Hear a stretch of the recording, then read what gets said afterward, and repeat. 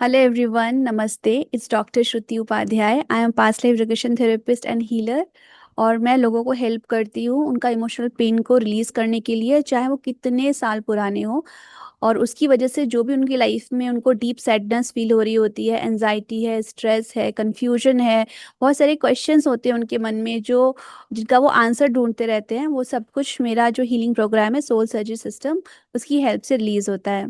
तो अभी रिसेंटली मैं अपने बेटे के साथ महाअवतार नरसिम्हा मूवी देखकर आई हूँ। तो मुझे लगा इस मूवी के थ्रू मैं आपके साथ बहुत सारी बातें डिस्कस कर सकती हूँ, बहुत सारी चीज़ें बता सकती हूँ, और वो डेफिनेटली आपको कहीं ना कहीं हेल्प करेगी। तो जब मुझे इस मूवी के बारे में पता चला तो मैं बहुत ही ज़्यादा खुश थी, क्योंकि अगर हम दशावतार में देखें तो नरसिंह भगवान का जो अवतार है, उनकी जो कथा है, वो मेरी पर्सनली बहुत ही ज़्यादा फेवरेट है। मुझे आज भी याद है कि जब मैं पोस्ट ग्रेजुएशन करने जा रही थी तो उसके पहले मेरे पास बहुत सारा खाली वक्त था। तो मैंने उस टाइम में अराउंड 7 डेज, तो 7 डेज में मैंने पूरी भागवत महापुराण को पूरा कंप्लीट किया था। मैं दिन भर पढ़ती थी, मतलब मॉर्निंग से लेकर इवनिंग तक, पूरा रात तक। बीच में सिर्फ खाना खाने के लिए या ज़रूरी काम के लिए मैं उठती थी, बाकी मैं पूरे टाइम घंटों घंटों पढ़ती थी। और 7 डेज में मैंने इतनी गीता प्रेस की, आपने देखी होगा, इतनी मोटी मोटी बुक्स आती हैं, तो वो मैंने पूरा दोनों जो महापुराण के जो दोनों पार्ट 1 पार्ट 2 हैं, मैंने 7 डेज में कंप्लीट कर लिया था। और तभी मुझे इतना जो नरसिंह भगवान का इतना डिटेल में डिस्क्रिप्शन भागवत महापुराण में दिया हुआ है, वो पढ़ के मुझे इतना अच्छा लगा था कि जब मैं पीजी करने गई थी तो मैं ये दोनों भागवत महापुराण और भगवत गीता, ये दोनों मैं अपने साथ हॉस्टल लेकर के गई थी। और मुझे याद है हॉस्टल मैंने दोबारा से मैं नरसिंह भगवान का पढ़ रही थी। तो आप यकीन नहीं करेंगे, जब मैं नरसिंह भगवान की वो पूरा जो कथा है, जब मैं पढ़ रही थी, पूरा डिस्क्रिप्शन सारा, मतलब बहुत ही मन से पढ़ रही थी उसमें, इतना अच्छा। आप कभी आपको टाइम मिले आप पढ़ना, मूवी तो आप लोग जरूर देख कर आना ये वाली, लेकिन आप खुद से भी अगर पढ़ना चाहें तो आप पढ़ के देखिएगा। तो जब मैं पढ़ रही थी ना, तो लिटरली मुझे बहुत जोर से जो है शेर के दहाड़ने की आवाज मुझे अपने कानों में सुनाई दी थी। और वो कोई ऐसा नहीं था कि कोई मेरा इल्यूजन हो या कुछ हो, सच में नरसिंह भगवान की आवाज मैंने अपने कानों में सुनी थी। तो नरसिंह भगवान बहुत दयालु हैं, अगर आप उनको मन से आप उन्हें उनसे रिक्वेस्ट करते हो तो वो हमेशा आपकी बात सुनते हैं। तो चलिए देखते हैं कि आज हम ये जो मूवी है इससे हम क्या इम्पोर्टेंट बातें सीख सकते हैं, स्पेशली अगर आप नार्सिसिस्टिक या टॉक्सिक रिलेशनशिप से डील कर रहे हैं, ऐसे लोगों से आप डील कर रहे हैं, तो आप इस मूवी के थ्रू आप स्पिरिचुअलिटी के बारे में, अच्छे लोगों के बारे में, बुरे लोगों के बारे में आप क्या सीख सकते हैं। तो हमें लगता है कि जितने भी राक्षस हैं वो सब उस पुराने टाइम में ही हुए हैं, लेकिन ऐसा नहीं है। इस वक्त में भी राक्षस आज भी है। जैसे पुराने वक्त में ऐसा होता था कि राक्षसों के बड़े बड़े दांत है, बाहर निकल रहे हैं, या सींग है, जिनको हम देख करके हमें समझ में आता था कि ये राक्षस है। लेकिन आज के टाइम में भी राक्षस आज के टाइम में भी हैं, और शायद ये हम में से किसी को नहीं पता होगा, लेकिन सच में राक्षस आज भी हैं। और वो एक ह्यूमन फॉर्म में अंदर रहते हैं, छुप कर रहते हैं। उनका अपना असली रूप वो लोगों को दिखाते नहीं है कि वो कितने डेंजरस हैं और कितने टॉक्सिक हैं एक ऐसे पर्सन के लिए जो नॉर्मल है, हेल्दी है। इस मूवी में एक डायलॉग है जिसमें ये बताते हैं कि प्रहलाद तो सिर्फ एक माध्यम है, असल में जो ये लड़ाई है ये भगवान विष्णु और हिरण्यकशिपु के बीच की है। तो अगर हम ढंग से देखें कि हम में से जितने भी लोग हैं, हम सब एक माध्यम ही है। हम एक तरह से कहा जाए कि हम एक कठपुतली की तरह है, और ये डिपेंड करता है कि हम अपनी डोर किसको दे रहे हैं। हम अपनी डोर एक राक्षस जो डेविल एनर्जी है, डार्क है, हमने उसको अपनी डोरें सौंपी हुई हैं, या हमने अपनी डोर भगवान विष्णु को, यानी कि लाइट को, उनको हमने दे रखी है। तो जिसको भी हम अपनी डोर सौंपेंगे, हम उसी की साइड हो गए। तो अगर हम पूरे यूनिवर्स को देखें तो यूनिवर्स पूरी तरह से दो पार्ट में डिवाइडेड है, एक है डार्क और एक है लाइट। तो आपको किसका रिप्रेजेंटेटिव बनना है ये आपके ऊपर डिपेंड करता है, ये आपके कर्मों के ऊपर डिपेंड करता है, ये आपके थॉट्स, आपकी बिलीफ सिस्टम, आपकी चॉइसेस, उसके ऊपर डिपेंड करता है। क्योंकि आप जैसे कर्म करेंगे आप उसी की साइड में हो जाओगे। तो हमें ऐसे कर्म करने चाहिए जिससे हम लाइट के रिप्रेजेंटेटिव बने, जैसे कि प्रहलाद है, ना कि हम डार्क के रिप्रेजेंटेटिव बने जैसे हिरण्याक्ष और हिरण्यकशिपु थे। नंबर 2, अगर हम देखें तो सारी सोल्स को हम दो तरह से डिवाइड कर सकते हैं, डिवाइन एंड डीमंस। तो जितने भी डीमन सोल्स है, ये वो सोल होती हैं जिनकी नेचुरल टेंडेंसी होती है कि जब भी कोई प्रॉब्लम आ जाती है, जब भी कोई परेशानी आ जाती है, तो वो भगवान के रास्ते पर नहीं चल पाती। वो भगवान की पूजा तो करती हैं, लेकिन वो भगवान के बताए हुए रास्ते पे नहीं चल पाती हैं। लेकिन वही जो डिवाइन सोल्स होती हैं, उनकी नेचुरली टेंडेंसी होती है कि उनके मन में, उनके माइंड में हमेशा भगवान रहते हैं, यानी भगवान में उनकी बहुत अटूट श्रद्धा होती है। चाहे उनकी लाइफ में कितने कष्ट आए, कितनी परेशानियां आए, वो भगवान में उनकी आस्था कभी खत्म नहीं होती है। और यहाँ पे क्वेश्चन सिर्फ आस्था का नहीं है, वो भगवान के बताए हुए वैल्यू सिस्टम को भी फॉलो करती है। एक डीमन भगवान की पूजा पाठ कर सकता है, लेकिन वो भगवान के बताए हुए जो वैल्यूज है, जो सिस्टम है, वो उनको बिल्कुल भी फॉलो नहीं करते हैं। जबकि जो डिवाइन सोल्स है, वो भगवान को मानती भी हैं और उनके बताए हुए वैल्यू सिस्टम को, उनके बताए हुए रास्ते पर भी चलती है। थर्ड पॉइंट, जितने भी लोग मेरे पास आते हैं और जब वो डिस्कस करते हैं अपनी हिस्ट्री मेरे साथ डिस्कस करते हैं, जब मैं उनके कंसल्टेशंस लेती हूँ, तो एक चीज़ मैंने बहुत कॉमन देखी है, और वो ये कि जिन लोगों ने उनकी नाक में दम करके उनको इस हालत पर पहुंचा दिया कि उन्हें थेरेपी लेनी पड़ रही है, उन लोगों के मन में एक बहुत कॉमन क्वेश्चन ये होता है कि मैम, ये पर्सन तो ना बहुत पूजा पाठ करते थे, बहुत भगवान के मंदिर जाते थे, तो फिर ये बुरे कैसे हो सकते हैं? हमने तो इनको सत्संग में जाते हुए देखा, हमने तो इन्हें भगवत गीता की क्लास में जाते हुए देखा, हमने तो इनको यहाँ जाते देखा, वहां जाते देखा, ये पूजा पाठ करते हुए, ये शिव मंदिर, वो मंदिर, ये मंदिर, तो फिर भगवान को मानने वाले लोग बुरे कैसे हो सकते हैं, ये राक्षस कैसे हो सकते हैं? तो अगर आप महाअवतार नरसिम्हा मूवी में देखेंगे, हिरण्यकशिपु ने भगवान की इतनी पूजा करी, मतलब ब्रह्मा जी की पूजा करी उन्होंने, और इतनी पूजा करी हिरण्यकशिपु ने, हजारों साल तक। उतनी कठिन पूजा तो कोई नॉर्मल इंसान भी नहीं कर सकता, मतलब इतनी कठिन पूजा कि उनके पूरे शरीर में दीमक लग गई, चींटियों ने घर बना लिया, इतनी ज्यादा कि पूरी मतलब उनकी जो तप था, उसकी एनर्जी से सब जगह एकदम, मतलब ऐसा लग रहा था कि त्राही त्राही मच जाएगी। तब ब्रह्मा जी प्रकट हुए और उनको वरदान दिया। तो आप सोच के देखिए कि क्या इतना बड़ा राक्षस, क्या उसने भगवान की पूजा नहीं करी? तो सबसे पहली बात, क्या ये राक्षसी प्रवृत्ति के लोग जो आज भी इस दुनिया में रहते हैं, भेष बदलकर नॉर्मल ह्यूमन बीइंग की तरह दिखते हैं, क्या ये भगवान की पूजा नहीं करते हैं? जी, ये बिल्कुल करते हैं। लेकिन बहुत बड़ा डिफरेंस है। अब आप डिफरेंस देखिएगा, वही जो भक्त प्रहलाद पूजा कर रहे हैं, वो क्या पूजा कैसे कर रहे हैं? चलते फिरते कुछ भी हो रहा है, उनके मन में बस भगवान का नाम है, और उसमें कितना प्यार दिख रहा है, कितना प्रेम है उनके मन में भगवान के लिए। वही हिरण्यकशिपु के मन में क्या था कि मुझे भगवान की पूजा तो करनी है, लेकिन किस लिए करनी है? कि मुझे पावर चाहिए, कंट्रोल चाहिए, और वो भी किसको कंट्रोल करने के लिए? भगवान को ही कंट्रोल करने के लिए, यानी कि जिन्होंने ब्रह्मा को बनाया है, उनको ही कंट्रोल करने के लिए ब्रह्मा से वो वरदान मांग रहे हैं।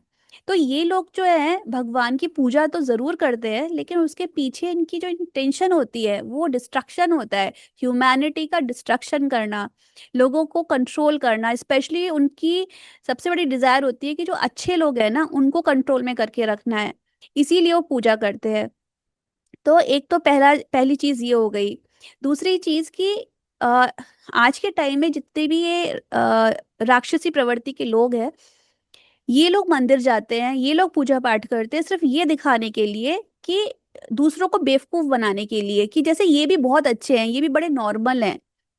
तो कोई लेडी है, वो चाहे वो देवी के व्रत रख ले, चाहे वो मंदिर में जाके मंदिर में जाए, तो वो दूसरों को दिखाना चाहती है कि देखो मैं कितनी धार्मिक प्रवृत्ति की हूँ, जबकि वो है बिल्कुल नहीं। मन में उसके भगवान के लिए 1% प्यार नहीं है, उसके मन में इतना भी डर नहीं है कि वो जो आज कुकर्म कर रही है, इसका मरने के बाद उसको क्या फल मिलने वाला है।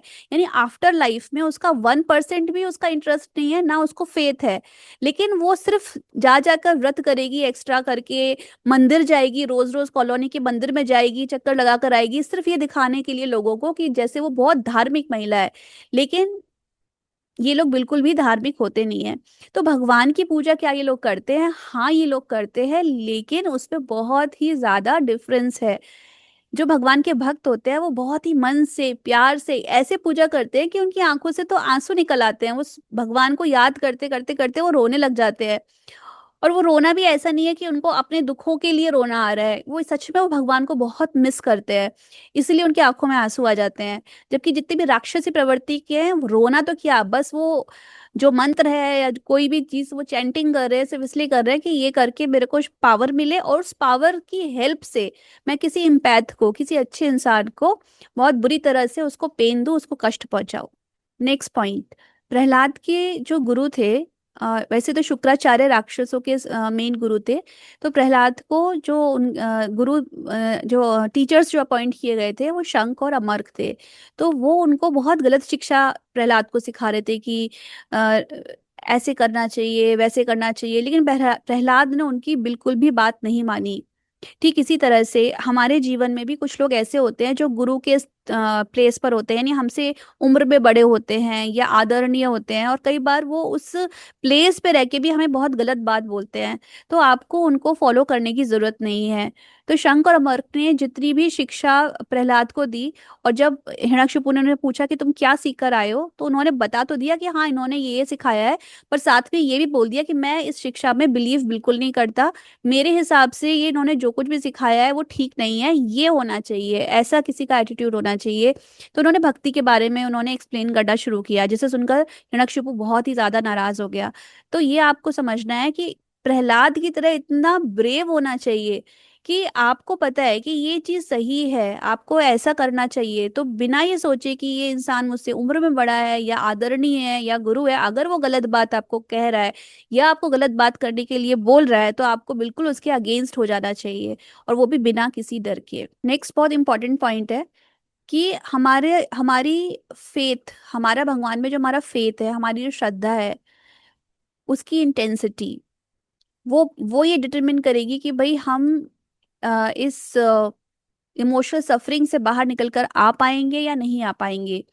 देखिए उस टाइम में बहुत सारे पंडित थे, बहुत सारे अच्छे लोग थे, आ, उनको भी हिरण्यकशिपु ने बहुत परेशान किया था, लेकिन उनके कष्ट दूर करने के लिए भगवान नहीं आए, प्रहलाद के ही करने के लिए क्यों आए? तो उसके पीछे का एक रीजन है। मतलब आप देखोगे कि बहुत सारे लोग सफर कर रहे हैं इस दुनिया में, लेकिन कुछ लोग डिवाइनली प्रोटेक्टेड रहते हैं। कितना उनके उनको लोग कष्ट पहुंचाने की कोशिश करे, उनके ऊपर ब्लैक मैजिक करे, उनको मारने की कोशिश करे, लेकिन वो डिवाइनली प्रोटेक्टेड रहते हैं, वो हर तरह से बच जाते हैं। वहीं बहुत सारे लोगों के ऊपर उन चीजों का असर हो जाता है, उनकी प्रोग्रेस रुक जाती है, उनकी हेल्थ दिन ब दिन खराब होती चली जाती है। तो इसमें आपका भगवान पर फेथ कितना है, आप क्या प्रैक्टिस करते हो, उसके ऊपर बहुत बहुत कुछ डिपेंड करता है। मैं आए दिन ऐसे लोगों से मिलती रहती हूँ जो ये बताते हैं कि उनकी लाइफ में जो नार्सिसिस्टिक लोग हैं, टॉक्सिक लोग हैं, या कह लो राक्षस हैं, ये उनके ऊपर ब्लैक मैजिक करके कभी उनकी हेल्थ खराब करते हैं, उनका बिजनेस बांध देते हैं, उनके मनी फ्लो को अटका देते हैं, उनके एक्सीडेंट्स कराते हैं, कुछ कुछ करते रहते हैं। मतलब अगर मैं अपनी लाइफ की भी बात करूँ, तो मेरे लाइफ में भी जो मेरे जो राक्षस है मेरी जिंदगी में भी हर किसी की लाइफ में होते हैं।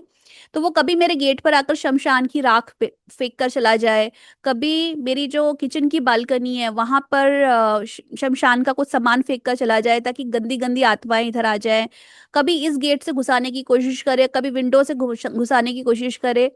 वो तो मतलब मेरी स्पिरिचुअल और हीलिंग प्रैक्टिसेस का कमाल है कि मैं इन सब चीज़ों से फिर भी मैं प्रोटेक्टेड रही। पर मेरे पास जो लोग बहुत आते हैं और वो बहुत डिस्कस करते हैं ये सब चीज़ें कि मैम ये हम तो बहुत परेशान हो गए, अब तो हमारा भगवान से विश्वास ही उठने लग गया है, कि मतलब हम बिल्कुल जीरो पर आ गए हैं। क्या भगवान सच में होते हैं? क्या भगवान सच में हेल्प करते हैं? तो भगवान सचमुच में है, भगवान सच में हेल्प करते हैं, लेकिन कुछ यूनिवर्सल लॉज है जो आपको फॉलो करने पड़ेंगे। कोई भी ऐसी मंत्रों से अभिमंत्रित करके कोई एनर्जी आपके ऊपर फेंकी गई हुई है आपका नाम लेकर के, तो उस एनर्जी में कुछ पावर है, और आपको वो पावर काटने के लिए उतना ही पावरफुल आपको कुछ पॉजिटिव एनर्जी से जुड़ी हुई चीजें करनी पड़ेगी। जब तक वो आप नहीं करोगे तब तक वो एनर्जी कट नहीं होगी और उसका इफेक्ट आपके ऊपर खत्म नहीं होगा। तो जैसे हमने इसमें देखा कि बाकी लोग तो ठीक है, कभी यज्ञ कर रहे हैं, कभी हवन कर रहे हैं, लेकिन प्रहलाद के साथ क्या था? प्रहलाद सुबह से शाम तक, मतलब उनके मन में भगवान का नाम जब हमेशा अंदर ही अंदर चलता रहता था, और उनकी जो वैल्यूज है, उनकी जो आस्था है, उनका जो विश्वास है, वो किसी भी तरह से मतलब टूटता नहीं था। चाहे उन्हें पता है कि मुझे भी पहाड़ी से फेंक दिया, तो उन्होंने कहा कि अगर राक्षस उनको जब प्रहलाद को पहाड़ी से नीचे फेंक रहे थे, क्योंकि हिरण्यकशिपु ने कहा था फेंक दो उनको, तो उन्होंने राक्षस जो ने फेंक रहे थे उन्होंने कहा कि प्रहलाद, अगर क्या होगा इस बार भगवान विष्णु तुम्हें बचाने नहीं आए और तुम मर गए तो क्या होगा? तो उन्होंने कहा हाँ, तो मर गए तो मर गए, क्या फर्क पड़ता है? इससे मेरा भगवान में प्यार थोड़ी ना कम हो जाएगा। हमारा तो शरीर है, हजारों बार हमारा शरीर मरा है, तो इसमें कौन सी नई बात है? मर गया तो मर गया, कोई बात नहीं।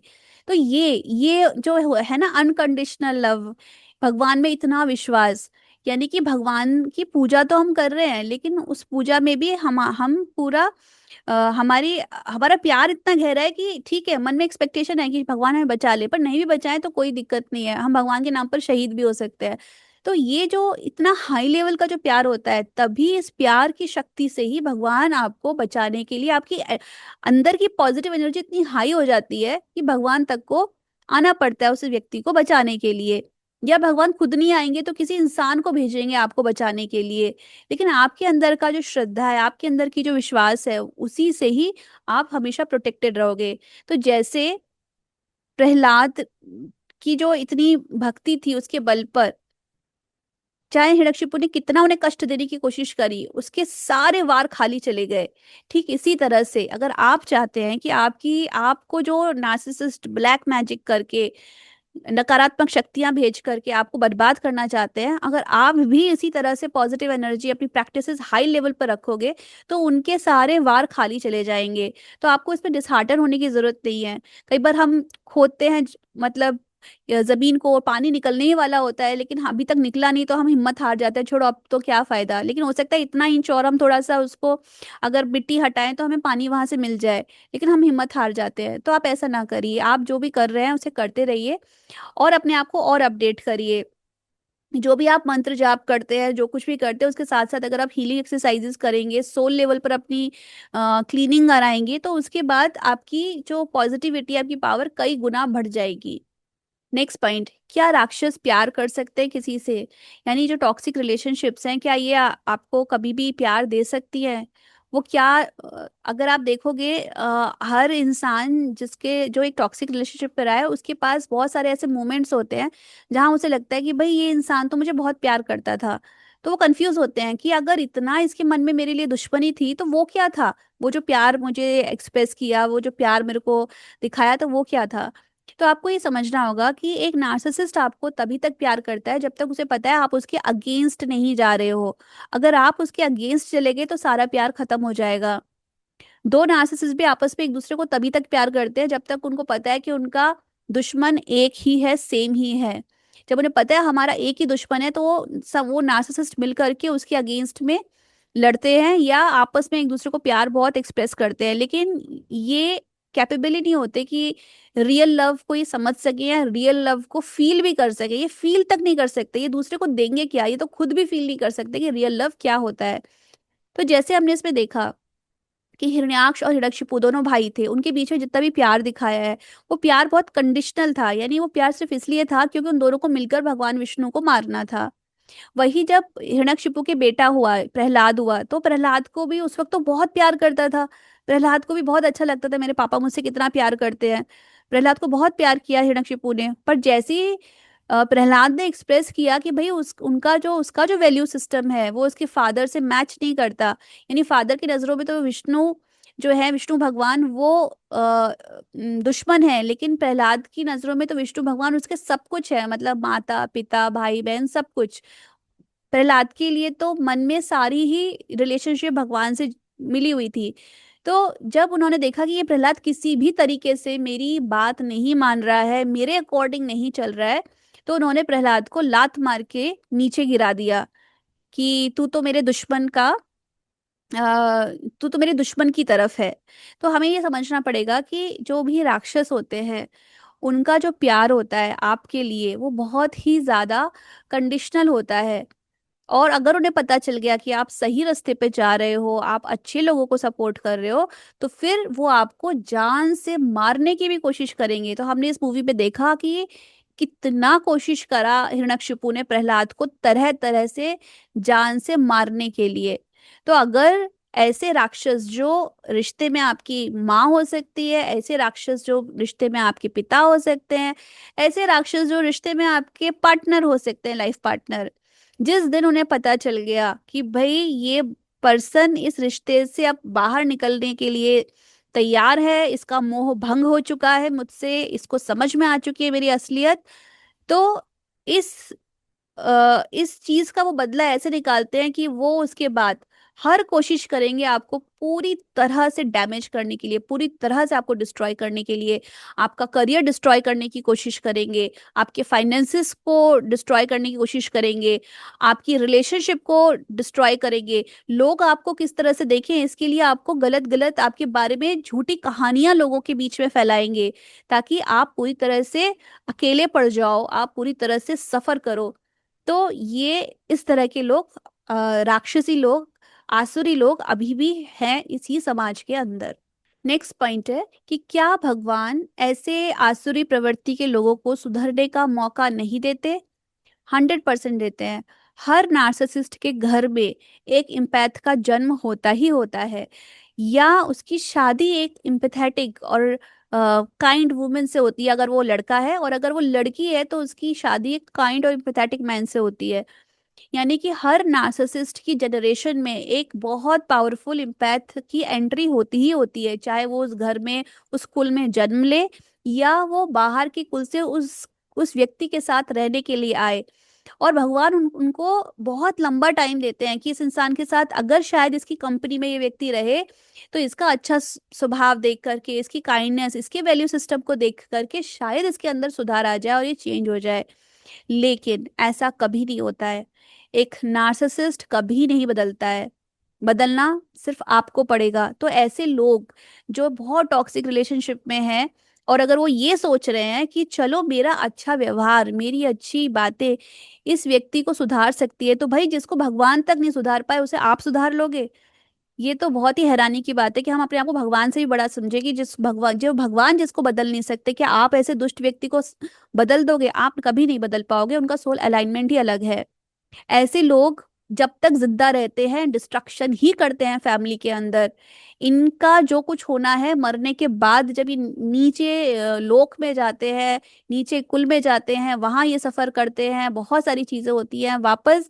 कभी भगवान बड़ी कृपा करते हैं, इनका अगर सोल स्ट्रक्चर चेंज इंटरनली कभी इनका होता है तब ये बदलेंगे, वरना ये डार्क से आए हैं, नीचे आकर डार्क फैलाते हैं अर्थ पर, और वापस में डार्क में ही चले जाते हैं। इनकी ओरिजिन ही डार्क है, एंडिंग भी वही है, ओरिजिन भी वही है।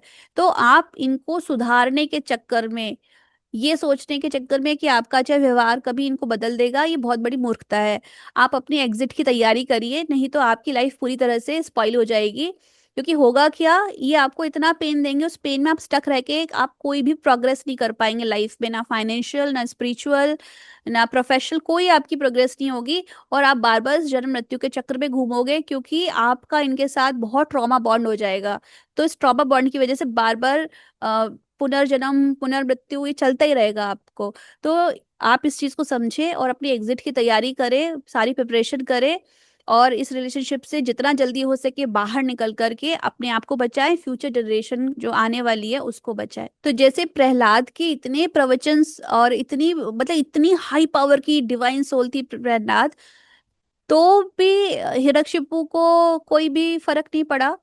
तो आप सोच के देखिए, जब प्रहलाद जैसी सोल, इतनी हाई पावर की डिवाइन सोल से हिरण्यकशिपु को कोई फर्क नहीं पड़ा, तो ठीक वैसे ही आपका तो इतना पावर भी नहीं है जितना प्रहलाद के अंदर था। और मैं क्या कहूँ, लेकिन राक्षस तो उतने ही पावरफुल है, उनकी राक्षसी प्रवृत्ति तो उतनी ही पावरफुल है। तो आप कैसे बदलेंगे? तो हमें लगता है कि नहीं, शायद हिरण्यकशिपु जैसा पावरफुल अभी के राक्षस नहीं है। नहीं, हिरण्यकशिपु तो फिर भी बहुत ऑथेंटिक था, उसने कम से कम सामने से कहा प्रहलाद को कि मैं तुझे मारूंगा। मुझे आज भी याद है, मुझे मेरा एनकाउंटर हुआ ऐसे ही राक्षस इंसान से, जिसके बारे में मुझे पता चला कि वो अपने ही बेटे के ऊपर ब्लैक मैजिक करके वो अपनी इच्छा पूरी करना चाहता है, उसको कंट्रोल करने कर रहा था उसके ऊपर ब्लैक मैजिक करके। मतलब फुल प्रूफ के साथ मुझे उसके बारे में सब कुछ पता चला। तो मैं इतनी ज्यादा उस वक्त फ्यूरियस हो गई थी, इतना मुझे गुस्सा आया था। तब मैंने गुस्से में उस इंसान को उसके सामने उसके मुंह पर कहा था कि भाई, तेरे से अच्छा तो हिरण्यकशिपु था, कम से कम उसने अपने बेटे को सामने से कहा कि मैं तुझे सामने से मारूंगा। पर तूने तो अपने ही बेटे के पीठ पर तूने छुरा घोंप दिया। मतलब साम इतनी हिम्मत है, करेजस, सामने से बोलना कि मैं तेरे को ब्लैक मैजिक करके तुझे ऐसे करूंगा। लेकिन ये नंबर 1 के कावर्ड होते हैं, और साथ के साथ बहुत ही क्रूअल होते हैं, इन्हें बच्चों पे भी रहम नहीं होता बिल्कुल भी। हमने देखा ना हिरण्यकशिपु को, 5 साल का था प्रहलाद, कैसे उसने उसको लात मार के नीचे गिरा दिया। कयाधु जो उसकी पत्नी थी, उसके पैर पकड़ पकड़ के रो रही थी कि मेरा इतने छोटे बच्चे के ऊपर इतना कष्ट मत करो, आप इतना उसको ऐसे मत करो। कयाधु को ही बोल दिया कि तुम्हें पति की बात माननी चाहिए, ना कि तुम्हें अपने बेटे का फेवर लेना चाहिए। तो ये लोग जो होते हैं ना, रिलेशनशिप के लायक होते ही नहीं है। ये लोग बहुत पावरफुल हो सकते हैं, ये लोग बहुत ज्यादा नेम फेम भी हो सकता है, ये लोग एकदम गरीब, ये हर हर फॉर्म में आते हैं, मतलब गरीब भी होते हैं, अमीर भी होते हैं, पावरफुल भी होते हैं, अच्छा नेम फेम भी होता है। लेकिन अगर रिलेशनशिप की बात करें तो ये रिलेशनशिप के लायक है ही नहीं ये लोग, क्योंकि ये इंटरनली बहुत डैमेज करते हैं रिलेशनशिप में। तो जो भी आपकी फैमिली में जो भी ऐसे लोग हैं, तो आपका प्यार, आपकी केयर, जब प्रहलाद का एनर्जी उस हिरण्यकशिपु को नहीं सुधार सकी, तो आपकी एनर्जी क्या ही इनको सुधारेगी। तो आप इनको सुधारने की आ, मतलब कोशिश करना बिल्कुल आप भूल जाइए, और आप अपनी एग्जिट की तैयारी करिए, और आप अपनी लाइफ में आगे मूव ऑन करने की सोचिए। वो आपके लिए सबसे बेस्ट रहेगा। और अब सबसे आखिरी लास्ट पॉइंट, अ, हर नार्सिसिस्ट ये सोचता है कि, या सोचती है, नार्सिसिस्टिक वुमेन अगर होगी तो हर नार्सिसिस्टिक वुमेन या नार्सिसिस्टिक मैन ये सोचता है कि वो बहुत स्मार्ट है, और उसकी स्मार्टनेस इतनी ज्यादा है उसके अंदर कि वो जो चाहे वो कर ले, वो कैसे भी करके किसी को टॉर्चर कर ले, किसी को कुछ पता नहीं चलेगा। या वो बड़ा इंटेलिजेंट है, बड़ा अपने आप को बहुत बहुत कुछ सोचता है अपने बारे में, और वही कुछ सोच करके वो किसी को इतना टॉर्चर करता है। लेकिन वही जो ऐसे लोग होते हैं जो भले ही इतने जिनका दिमाग इतना तेज नहीं है, जो बहुत ज्यादा इविलनेस में नहीं है, जो बहुत ज्यादा ट्रिक्स प्ले नहीं करते, लेकिन उनका सीधा सच्चा मन होता है, सरल हृदय होता है, तो ऐसे लोग जो होते हैं वो लाइफ में जब भगवान की कृपा की बात आती है ना, अब पूजा तो दोनों ही कर रहे हैं, नार्सिसिस्ट भी भगवान को प्रसन्न कर रहा है, सब कुछ कर रहा है, लेकिन उसकी अंदर बहुत इविलनेस है, मतलब भगवान को पूजा करके भगवान को ही मारने का प्लान होता है उसका। भगवान और भगवान के जन्म की वो पूजा करते हैं, और उसके बाद प्लान ये होता है कि भगवान को ही मारे। मतलब ये सोचो, हिरण्यकशिपु का तो केस है ही, ऐसी एक भस्मासुर राक्षस है उसका भी एग्जाम्पल है कि भस्मासुर ने बहुत सारी तपस्या करके भगवान शिव को प्रसन्न किया, और वरदान में क्या मांगा कि मैं जिसके सर पे भी हाथ रखूं वो जल के भस्म हो जाए। और उसके बाद वो सीधे सीधे डायरेक्टली भगवान शिव के ऊपर ही, जिनसे वरदान लिया उनके सर पर ही हाथ रख करके उनको भस्म करने की कोशिश कर रहे हैं। तो आप सोच के देखिए कितने इविल होते हैं, जिस थाली में खाते हैं उसी में छेद करते हैं। यानी जो लोग इनकी मदद करते हैं उन्हीं के आगे, उन्हीं को ये मारने की कोशिश करते हैं। तो चाहे एक नार्सिसिस्ट कितनी भगवान की पूजा पाठ करे, लेकिन उसका इवल इंटेंशन, उसकी सेल्फिशनेस की वजह से लास्ट में भगवान उसके ऊपर कोई कृपा नहीं करते। वो कितना ही बने, जैसे हिरण्यकशिपु ने कहा कि ना मैं अंदर मरूं ना बाहर मरूं, घर के ना अंदर मरूं ना घर के बाहर मरूं, ना मैं आसमान पे मरूं ना मैं पृथ्वी पे मरूं, ऐसे उसने बहुत सारी कंडीशन रखी। ना मैं इंसान से मरूं ना मैं जानवर से मरूं। तो भगवान ने कहा ठीक है, लगा ले तेरे को जितने भी अपनी कंडीशंस लगानी है, लेकिन मुझसे ज्यादा तो इंटेलिजेंट नहीं हो सकता ना। तो भगवान उससे भी सुपर इंटेलिजेंट है, इंटेलिजेंस जिससे निकली आप उससे कैसे विन कर सकते हो। तो भगवान ने भी उसको मतलब नरसिंह रूप लेकर के मारा, और भगवान ने उसको चौखट पे मारा, और उसने कहा कि ना अस्त्र से मरूं ना शस्त्र से मरूं, तो भगवान ने अपने नेल से उसको मारा। यानी उसकी जितनी भी बातें थी भगवान ने कैंसिल कर दी और उसको मारा। मतलब जो वो सोच भी नहीं सकता था कि मैं ऐसे भी मर सकता हूँ। तो आपको इसीलिए भगवान की शरण में जाना चाहिए। जो भगवान से बहुत दिल से प्यार करते हैं ना, उन्हें भगवान की अहेत की कृपा मिलती है। यानी कि एक ऐसी कृपा मिलती है जो कोई सोच भी नहीं सकता कि ये कृपा कैसे मिल गई। तो भगवान के जो भक्त होते हैं इसीलिए डिवाइनली प्रोटेक्टेड रहते हैं। लेकिन भगवान के भक्त होने का मतलब ये नहीं है कि आपको इतना भी कष्ट नहीं होगा। तो लोग ये सोचते हैं, थोड़ा सा लोगों को परेशानी होती है तुरंत बोले लग जाते हैं, अरे भगवान भगवान कुछ नहीं होते, अरे ये क्या है, ये भक्ति नहीं है। तो जैसे कहते हैं ना भाई, सत्य की नाव हिलती डुलती है लेकिन डूबती नहीं है। तो भगवान के भक्तों के जीवन में अगर आप देखोगे तो इतने कष्ट होंगे, इतने कष्ट होंगे, कभी कुछ हो रहा है, कभी कुछ हो रहा है, कभी कुछ हो रहा है, लेकिन आखिर में जीत जो होती है ना, ईश्वर की इतनी विशेष कृपा भगवान के भक्तों के ऊपर होती है कि वो हर तरह से प्रोटेक्टेड रहते हैं। भगवान लास्ट एंड उनका, उनकी जो एंडिंग है ना, उनकी एंडिंग पेनफुल नहीं होती। हर आसुरी स्वभाव के व्यक्ति थोड़े टाइम के लिए भले ही बहुत लाइमलाइट ले ले, बहुत हाई फाई अपने को दिखाए, लेकिन उसका अंत हमेशा बुरा होता है, बहुत ही खराब होता है। लेकिन भगवान के भक्त भले ही जीवन में इतने उतार चढ़ाव आए, उन्हें बहुत स्ट्रगल करना पड़े, लेकिन उनका अंत हमेशा अच्छा होता है, हमेशा उनका पॉजिटिव एंड होता है। तो मैं यहीं पर इस वीडियो को एंड करूंगी। आप लोग जरूर जाएं नरसिंह भगवान की मूवी देखने के लिए, महाअवतार नरसिम्हा। मैं भी गई थी, और हम सभी फ्रेंड्स, मेरे सभी फ्रेंड्स, हम लोग सब गए थे अपने सब बच्चों को लेकर के। तो हमने भी बहुत मजे किए, हमारे बच्चों ने भी बहुत मजे किए। और आप लोग भी जरूर देखकर आए, ऐसा नहीं है सिर्फ बच्चों के लिए एनिमेटेड मूवी है, नहीं, ये तो सच में मतलब बिल्कुल लाइव आपको जैसे लगेगा कि भगवान के दर्शन कर लिए। ऐसे कुछ कुछ सीन ऐसे आते हैं तो आप बहुत इमोशनल भी हो जाओगे। तो इस तरह की मूवी तो कभी भी मिस नहीं करनी चाहिए, तो आप भी देख कर आएं और अपने बच्चों को भी दिखाएं और उनको इसके बारे में बताएं, और कोशिश करें कि भागवत महापुराण में से जो नरसिंह भगवान का जहाँ डिस्क्रिप्शन आता है उसको डिटेल में पढ़ें, तो आपको और भी मजा आएगा। और मैं नरसिंह भगवान का, आज ये पूरा एपिसोड नरसिंह भगवान को डेडिकेटेड है, तो मैं नरसिंह भगवान से प्रे करूंगी कि भाई जो भी इस वीडियो को देख रहे हैं उनके लाइफ से सारी नेगेटिव एनर्जी जो है उन चली जाए, और भगवान नरसिंह सब पर कृपा करे। उनके जो भी इस वीडियो को देख रहा है उनकी लाइफ पे अगर कोई ब्लैक मैजिक का असर है, कोई नेगेटिव एनर्जी का असर है, तो वो पूरी तरह से नरसिंह भगवान उसको रिलीज करे। आप सभी लोग डेली उठकर नरसिंह भगवान का ध्यान करके उनसे प्रे करें।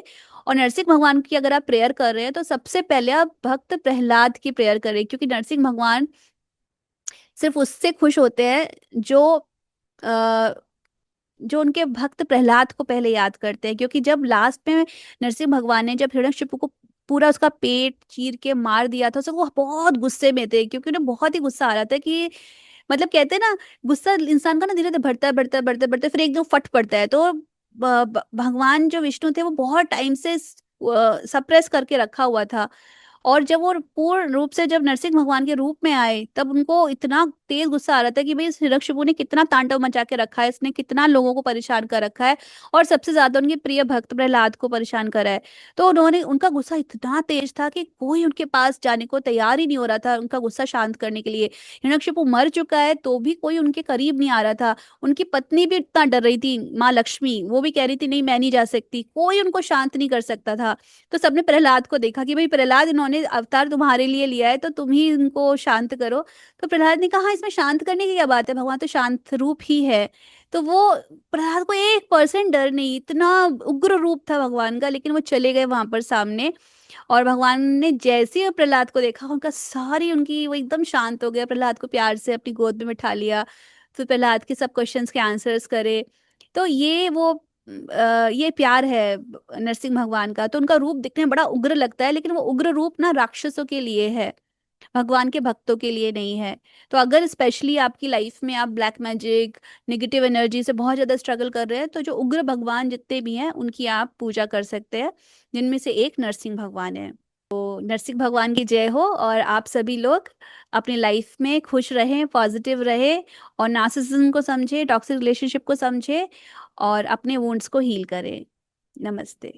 Join the Soul Surgery System Healing Program and become emotionally powerful to defeat narcissistic and toxic relationships. Book a free consultation session. Link is given in the description box.